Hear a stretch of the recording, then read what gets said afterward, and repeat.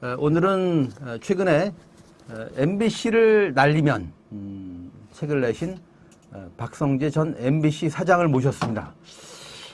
이 방송기자 출신의 이 방송사 사장님을 신문제가 인터뷰하니까 좀 그러네요. 예. 자, 우선 반갑습니다. 네, 반갑습니다. 네. 예. 불러주셔서 고맙습니다. 이제 저자 인터뷰기도 한데 네. 책 잘 나가죠? 네, 어젠가 3쇄 주문 네. 들어갔습니다. 예. 그럼 훌륭한 성적표네요. 네. 뭐 광고도 좀 하십니까? 광고를 출판사에서 마케팅 비용을 좀 들여가지고 네. 광고를 한다고 하는데 온라인, 오프라인 서점들이 네.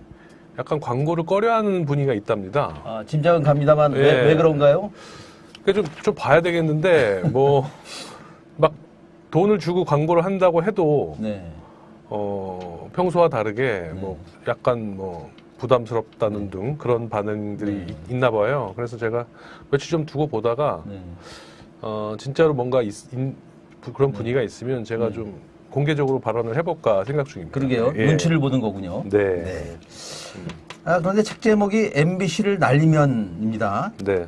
윤 대통령의 그 날리면 발언을 아주 절묘하게 패러디했는데요. 네. 단도직입적으로 윤석열 정권이 말 그대로 MBC를 날리면 그럼 어떤 일이 벌어집니까? 그러니까 날린다는 말이 이제 완전히 없애겠다라는 건 아니겠죠. 예. 그러니까 바꾼다는 거죠. 어떻게 바꾸느냐면은 궁극적인 목표는 저는 사형화라고 보거든요. 그러니까 종편처럼 만든다는 거죠. 그러니까 지금 주인이 없는 공영방송인데, 공영방송이란 말은 MBC는 수신료를 안 받으니까 그냥 지배 구조만 놓고 봤을 때 공영방송이라는 뜻이거든요. 네. 즉 개별 오너가 없고 네. 국민의 공기업처럼 국민이 소유주인 그런 방송인데, 그거를 이제 오너를 만들어준다는 거죠. 인위적으로. 네. 그러면은 민영 방송인 SBS나 혹은 종편처럼 되는 거죠. 그러면은 많은 그 자체가 의미하는, 우리나라에서 언론계에서 그 의미하는 바가 되게 크잖아요. 아무래도 오너들은 권력의 눈치를 보게 돼 있고, 그 다음에 기자들도 조직 체계가 바뀌고 위계가 바뀌면 지금 MBC에서 하는 것처럼 보도를 할 수 없게 되겠죠. 그러게요. 굳이 용어 선택을 한다면 민영화보다 사형화가 더 적절할 저는 사형화라는 말을 쓰고 싶습니다. 더욱이 이 MBC 같은 큰 회사를 인수하려면 사실상 재벌밖에는 인수할 주체가 별로 없지 않습니까? MBC가 재산이 어마어마하게 많아요. 그리고 이렇게 건물이나 부동산 이런 것도 재산이지만 지적 재산권이 있거든요.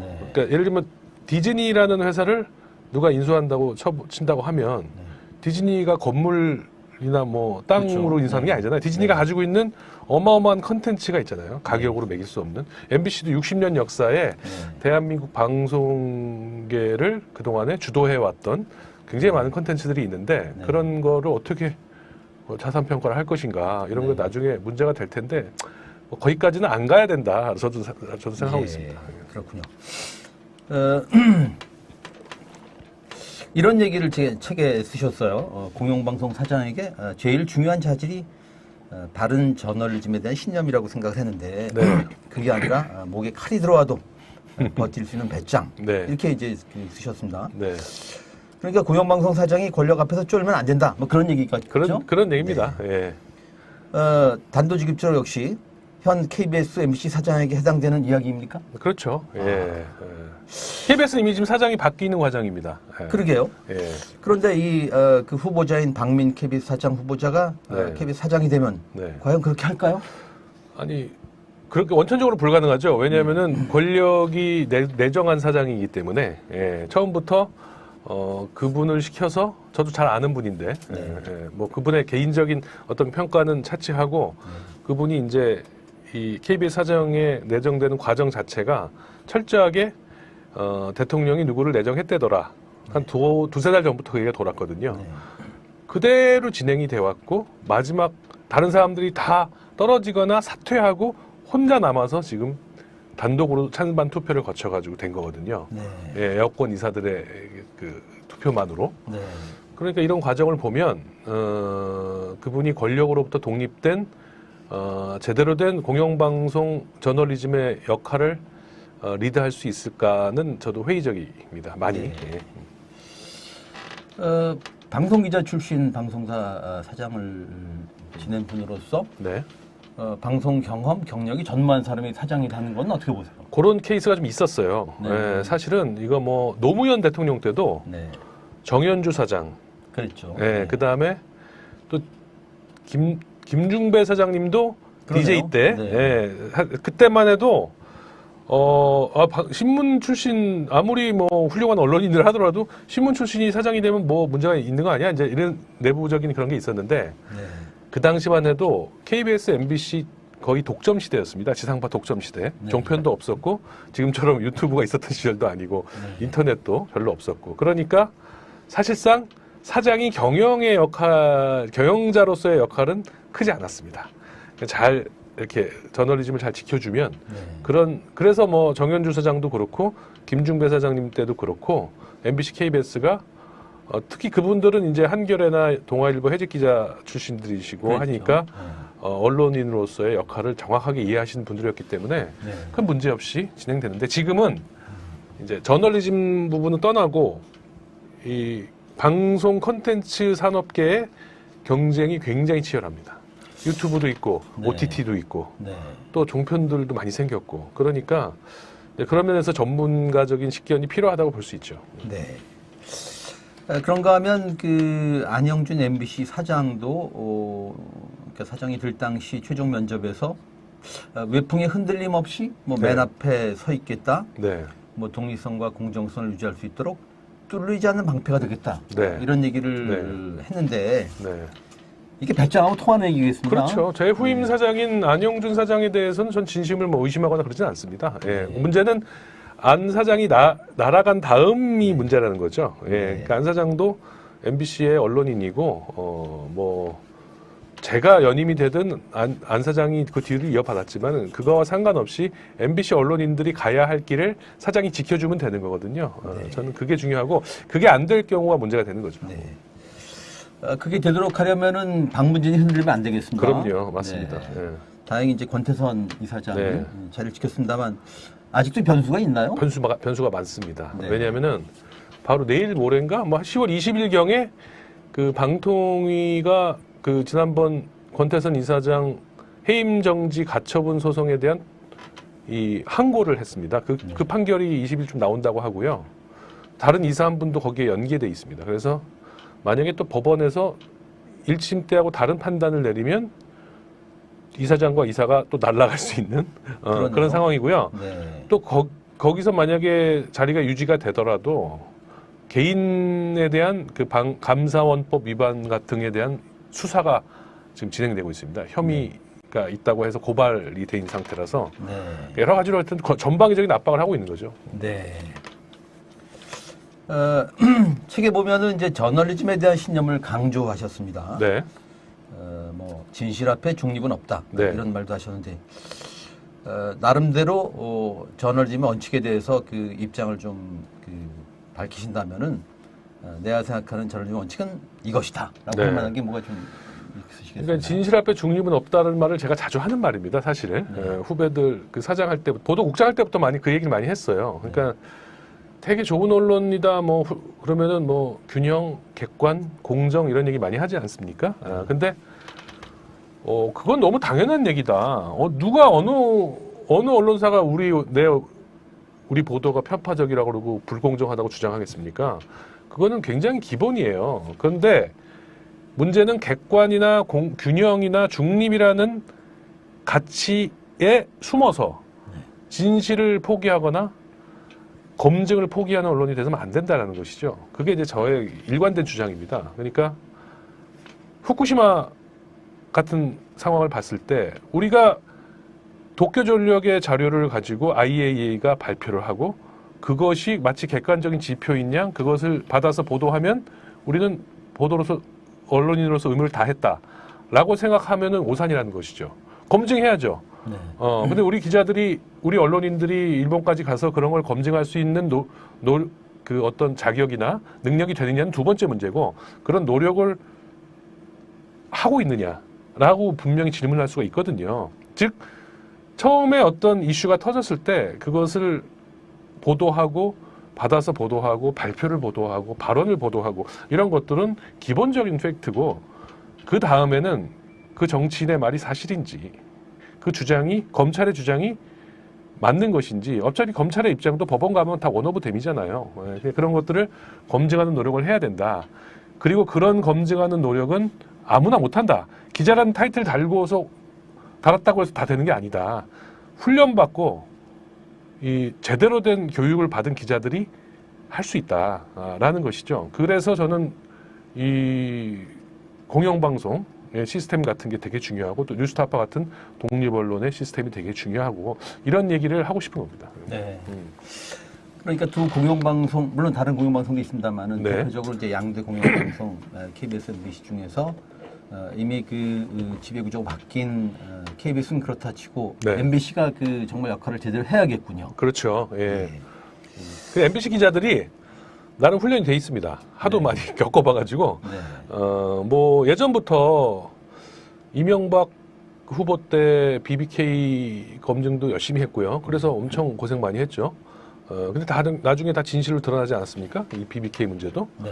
또 황우석 노무현 대통령 때 황우석 박사에 관련된 그 사기극도 취재를 했었고, 뭐 이런 것들 모든 경험들이 다 녹아 있어요. 이런 것들 조직 문화에 있어서 검찰의 말도 그대로 들 수 없다. 이런 것들이 조국 사태 보도를 조금 차별화하는 그런 어떤 계기도 마련됐고요. 그런가 하면 뭐 MBC도 흑역사가 있었죠. 있죠. 예, 맞습니다. 예, 그게 이제 그 이명박 박근혜 정권 때 그 낙하산 사장들이 인사를 주도하면서 얼마나 정말 엉터리 같은 보도가 많이 나갔습니까?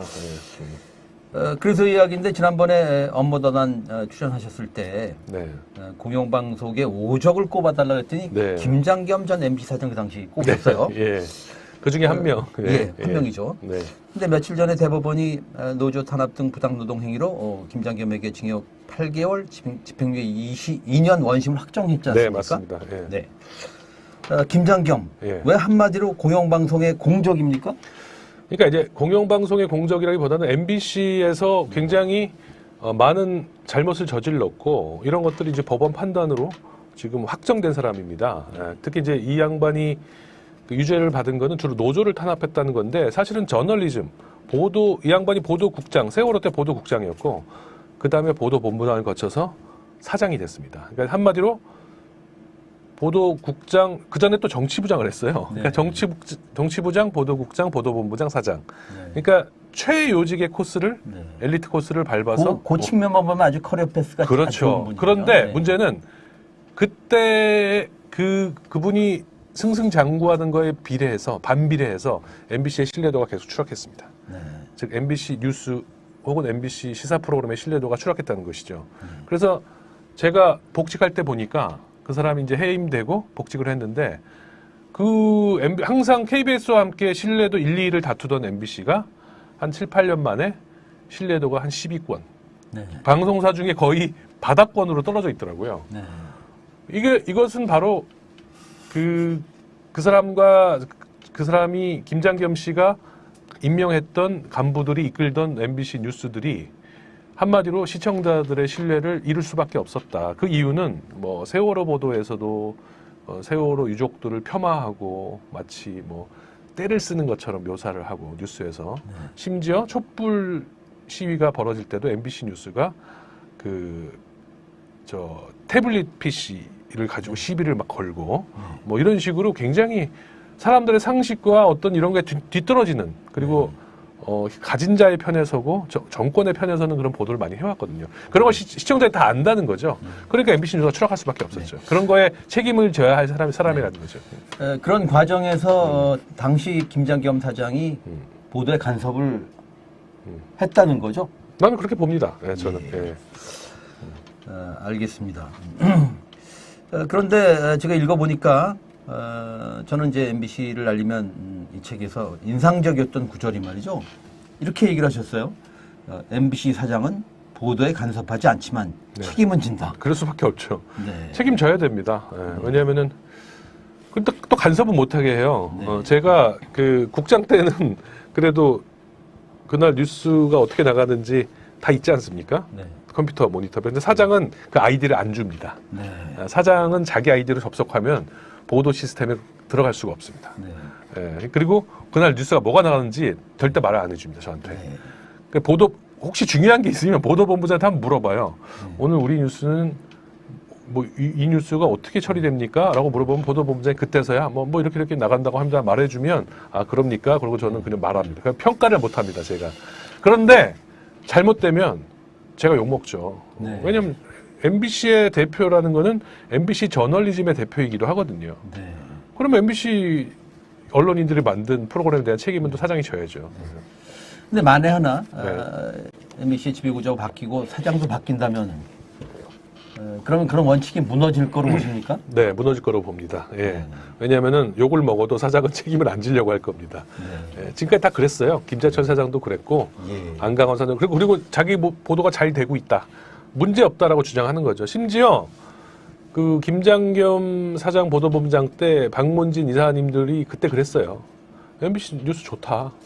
촛불 때 그렇게 MBC 뉴스가 욕을 먹었는데 네. 자기가 볼 땐 되게 중립적으로 잘 나가고 있다. 라고 본다고 했어요. 근데 시청자들이 보는 건 완전 딴판이죠. 네.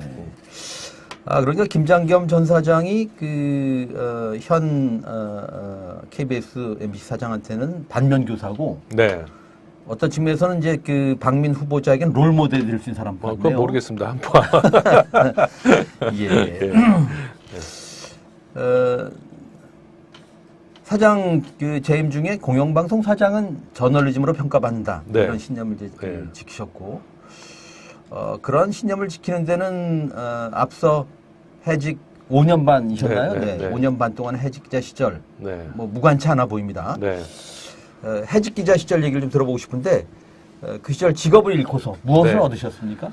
질문이 되게 의미심장한데요. 직업을 잃었죠. 뉴스를 만드는 직업을 잃었습니다. 그런데 뉴스를 보는 눈을 얻었다. 이렇게 말씀드리고 싶습니다. 아, 이거 자막으로 뽑기 좋은 말씀 같습니다. 네, 그러니까 제가 뉴스를 만들지 못하게 됐습니다. 근데 밖에 나가서 뉴스를 안 한 건 아니에요.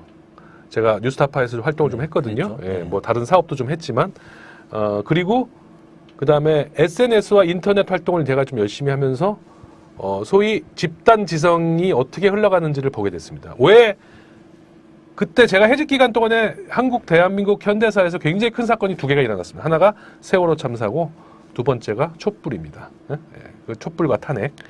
그 두 가지를 보면서 첫 번째 사태는 대한민국 기자들이 기레기라고 불리게 된 계기, 결정적인 계기가 된 게 세월호 사태 아닙니까? 뭐 전원구조 오보부터 시작해가지고 막 유족들한테, 막 슬픔에 빠진 유족들한테 가서 마이크 들이대고, 또 뭐 무슨 유병원 네, 이것만 그랬죠. 막 취재해가지고 책임 전가를 하고, 뭐 하여튼 이루 말할 수 없는 그 여러 가지 눈살을 찌푸리게 하는 그런 행위들이 기자들 사태 상황에서 그걸 다 봤거든요, 사람들이. 보고 나서 기레기란 말이 유행하게 됐거든요. 네. 그런 걸 이렇게 해서 욕을 먹는구나. 네. 밖에서 봤죠. 안에 있었으면은 잘 몰랐을 수도 있어요. 근데 밖에서 봤고요. 그 다음에 촛불을 거치면서 JTBC 같은 언론사가 부상하죠. 네. 예. 근데 세월호 때 잘했기 때문에 부상한 겁니다. 손석희 사장이 얼마 전에 그 퇴임 관련된 인터뷰를 하면서 그렇죠. 네. 뉴스의 진심이라는 말을 했어요. 제가 책에도 그런 말 썼거든요. 진심이 있는 뉴스를 사람들이 알아준다는 것을 제가 알게 됐습니다. 세월호와 촛불을 거치면서 JTBC 같은 언론사는 부상하고 MBC 같은 언론사는 몰락했죠. 그것을 밖에서 지켜보면서 제가 돌아가면 뉴스를 재건하기 위해서 어떻게 접근해야 되는가에 대한 그림을 좀 그릴 수 있게 됐다. 그러니까 밖에서 이 MBC 사장 코스웍 하신 거네요. 어떻게 보면 예, 그럴 수도 있겠죠. 네. 예. 그러니까 뉴스의 진심일 때 진실을 보도하게 된다. 네. 네, 그런 얘기였습니다. 네. 예. 좀 화제를 바꿔보겠습니다. 윤석열 정권의 언론장악 총사령관 이동관 방통위원장이다. 이렇게 네. 보시는 것 같습니다. 네. 이동관의 시나리오가 뭐라고 보시는지 네. 이런 얘기도 하셨어요. 목표가 공영방송 정상화가 아니라 공영방송 무력화다. 예. 무슨 얘기입니까? 그러니까 무력화라는 말을 좀 바꾸면 망쳐놓기, 네. 해체, 네. 힘 빼기 뭐 이런 얘기겠죠. 그러니까는 망쳐놓는단 말은 지금 KBS, MBC가 신뢰도 1위, 2위거든요. 예. 그러니까는 옛날부터 그랬고 다시 되찾았잖아요. MBC는. 예. 그리고 KBS는 쭉 그래도 신뢰도 최상위권에 있었습니다. 이거를 이제 망쳐놓기 위해서는 뻔하죠. 저널리즘부터 손을 대는 거죠. 그러니까 지금 박민 그 후보자가 첫 번째 공약이 그간의 편파 방송에 대한 대국민 사과, 그 다음에 뭐 시사 방송을 중단하고 외부 출연진을 다 빼고 뭐 이런 걸 공약으로 걸었다고 하더라고요. 그러니까 이런 것들이 총선을 앞두고 진행될 거란 말이죠. 자기 부정 아닙니까? 그러면은 한마디로 마비되는 거죠. 저널리즘이 저는 마비될 거라고 봅니다. KBS의 경우에는. 네. 아무도 사람들이 보지 않는 뉴스, 그리고 영향력이 없는 뉴스가 될 것이다. 근데 이걸 원한다는 거죠.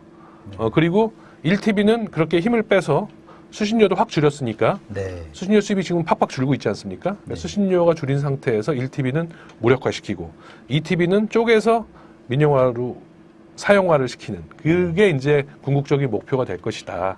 네. 그래서 KBS가 앞으로 보수 정권이 하는 거에 전혀 간섭을 못하게 영향력 없게 만들어 버리겠다라는 그런 의도가 있다고 보고요. MBC도 같은 바운더리 안에 들어간다라고 보고 있습니다. 단지 좀 시간이 늦게 진행될 뿐이죠. 네. 그러니까 종편이 생겨나면서 소위 신방복합체, 네. 이제 언론 지형, 특히 공영방송 쪽, 방송 쪽이 네. 기울어졌지 않습니까? 네. 근데 만일에 이제 KBS2가 민영화되고 알 수 네. 없지만 네. MBC에까지 이 마수가 뻗친다 그러면 그냥 기울어진 정도가 아니고 그냥 90도로 일어서겠습니다. 그렇죠. 네. 예. 지금 사람들이 이런 얘기를 많이 해요. 어차피 나 TV 뉴스 안 봐. 지상파 안 보는데 뭐 누가 요새 TV로 뉴스 봐? 다 인터넷하고 유튜브로 뉴스 보지. 이런 얘기 많이. 실제로 조사를 해보면 포털하고 유튜브를 통해서 뉴스를 본다는 분이 훨씬 많습니다. 네. 이제 방 TV나 신문보다 선배님도 신문 잘 안 보시죠? 신문 출신이시죠 지금. 예. 특정 신문을 지금 그런데 집에서 구독합니다만. 근데 인터넷으로는 보지 않습니까? 그렇죠. 예. 네. 근데 이제 지금은 이 인터넷만 하는 언론은 없고 모든 레거시 언론들도 인터넷과 유튜브를 같이 하는 세상입니다.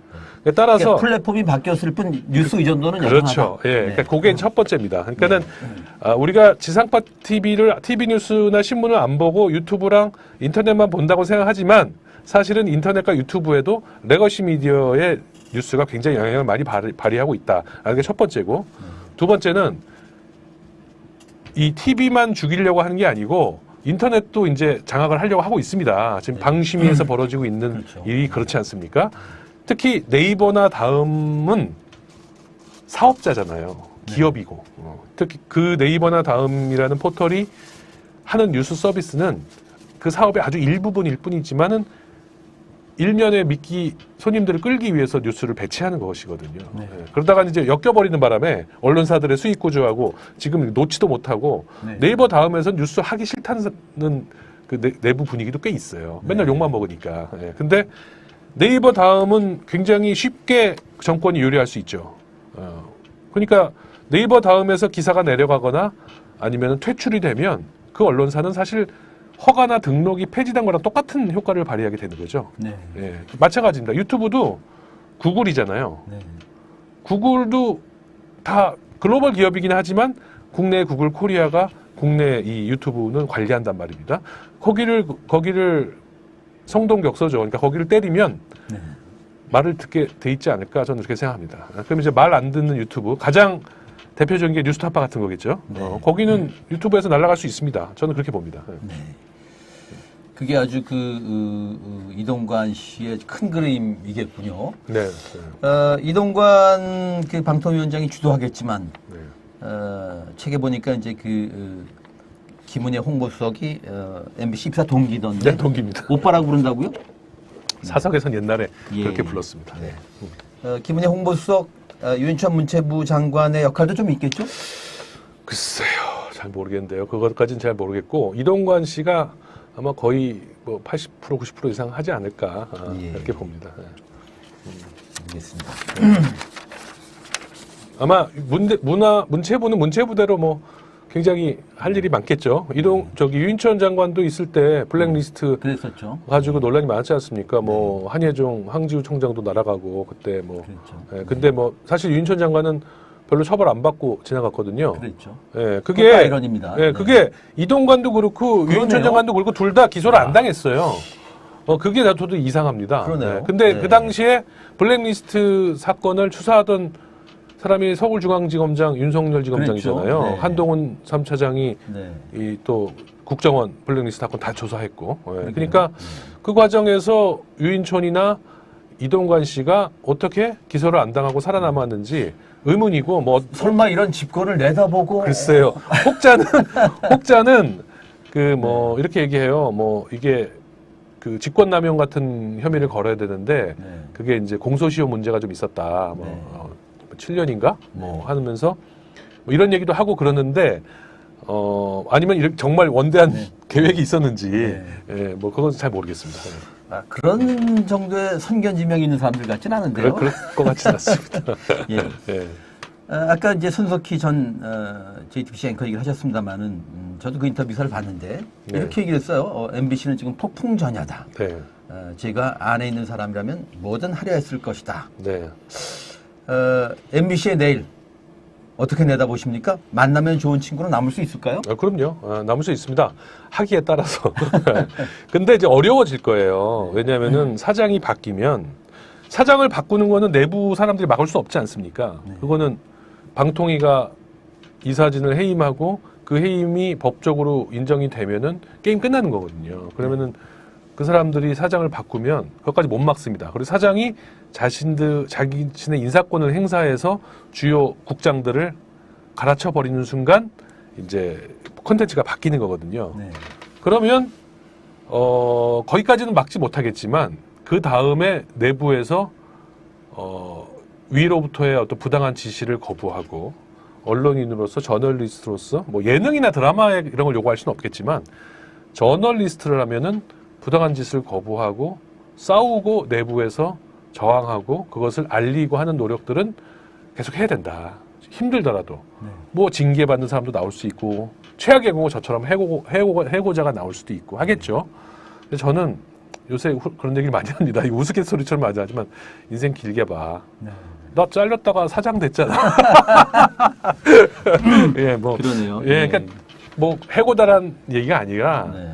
아픔을 겪으면 네. 또 보는 눈이 생깁니다. 네. 그리고 특히 지금 최근에 한 6, 7년 사이에 제가 복직한 이후에 입사한 젊은 후배들은 그런 아픔을 못 겪어봤잖아요. 네. MBC가 잘 풀려서 돌아와서 시청자들에게 박수를 받을 때쯤 입사했던 친구들이거든요. 그러니까는 굉장히 지금 자부심이 높을 텐데 스스로 무너져 내리는 그런 거를 겪지 않도록 많이 도와줘야 되고 그런 상황이 되면은 또 그 친구들도 싸울 수 있지 않을까 저는 그렇게 생각합니다. 네. 재임하시면서 말하자면 그런 노력 끝에 MBC 구성원들에게 특히 저널리즘 종사자들한테 어떤 DNA가 생겼다면은 네. 뭐라고 표현하시겠습니까? 저는 생겼어요. 네. 우리 후배들 전체 생겼는지 모르겠지만 저는 아까 말했듯이 국민만 바라보고 가자. 쫄지 말자. 이런 DNA가 즉 이게 뭐 멋있게 말하면 저항 정신인데 네. 그냥 비판하는 건 아무나 할 수 있습니다. 네. 왜? 문재인 정부 때는 다 비판했거든요. 그죠? 네. 정부가 두드려 맞고 그냥 가만히 있었잖아요. 나중에 뭐 네. 가짜뉴스 어떻게 해보자고 언론중재법 같은 거 나오고 했지만 결국 못하고 접었지 않습니까? 네.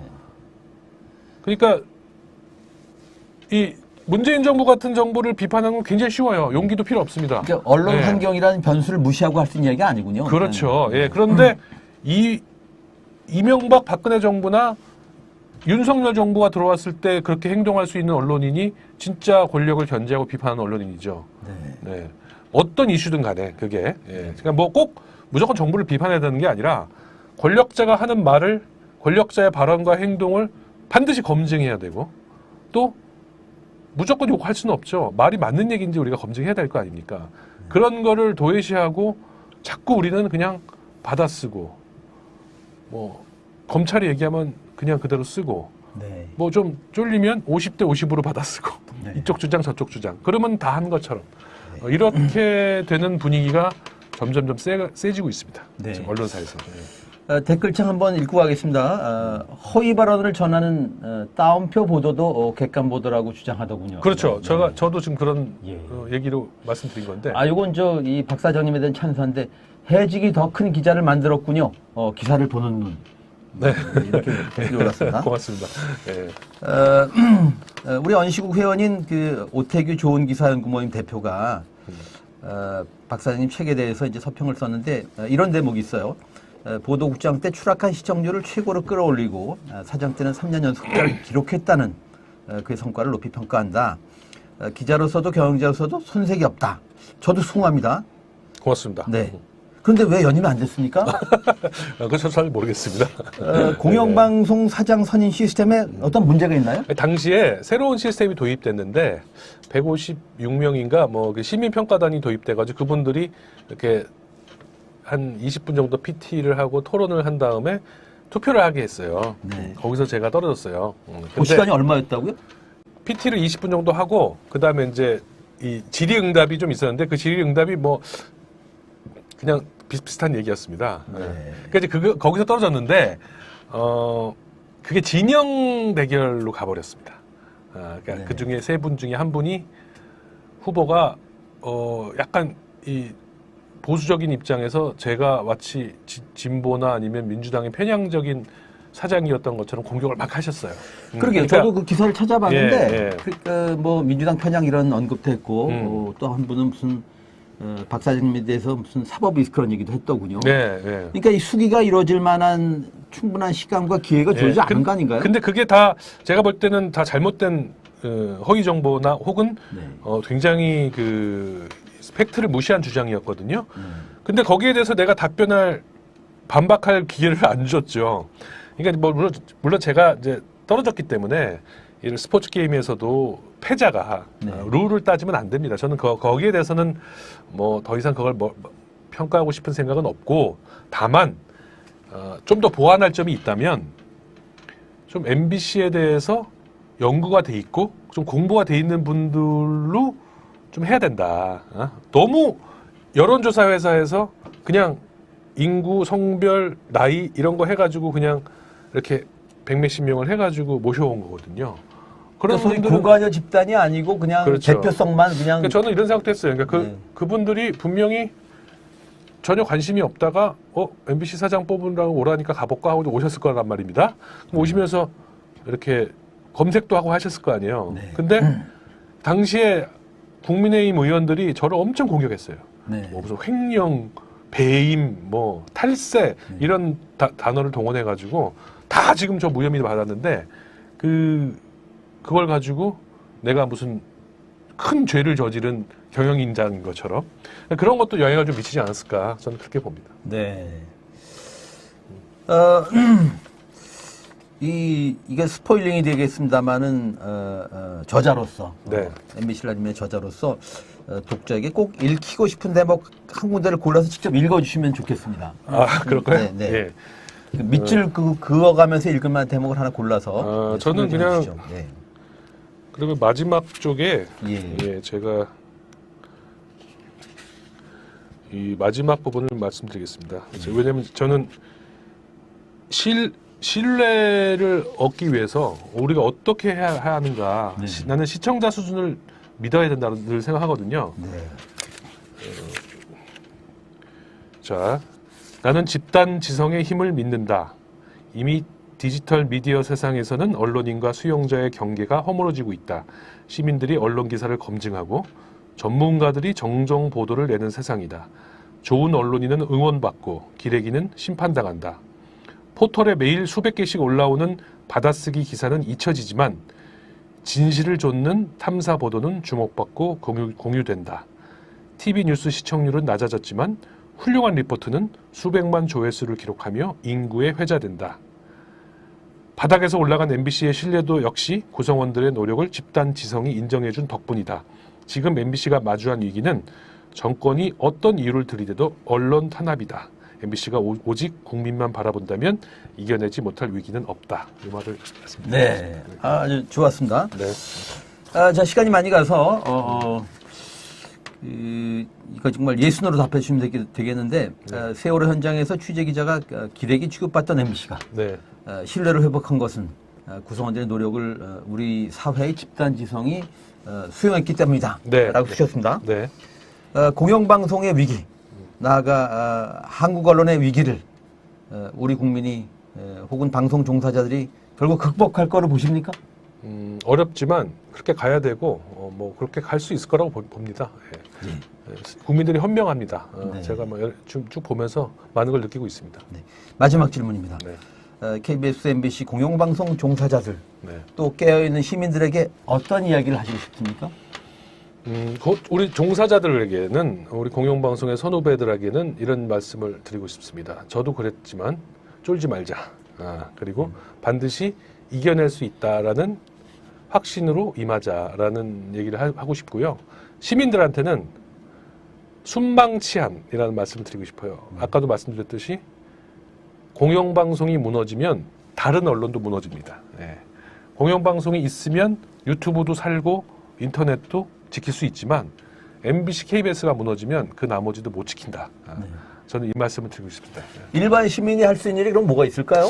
글쎄요. 일단은 요 상황을 좀 정확하게 이해를 하셔야 돼요. 그러니까 뭐 저 같은 사람이 하는 말을 좀 많이 들어주시고 제 책도 좀 읽어주시고.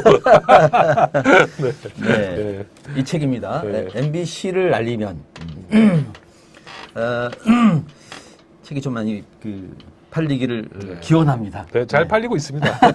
네, 네. 예, 오늘 업머나 라이브 2부 라이브 인터뷰는 방송기자, MBC 방송기자를 거쳐서 5년 반의 해직 기간을 딛고 일어서서 MBC 보도국장, 이어서 MBC 사장을 지내신 박성재 전 MBC 사장을 모셨습니다. 오늘 이렇게 나와주셔서 고맙습니다. 네, 고맙습니다. 네, 여러분, 다음 시간에 뵙겠습니다. 수고하셨습니다.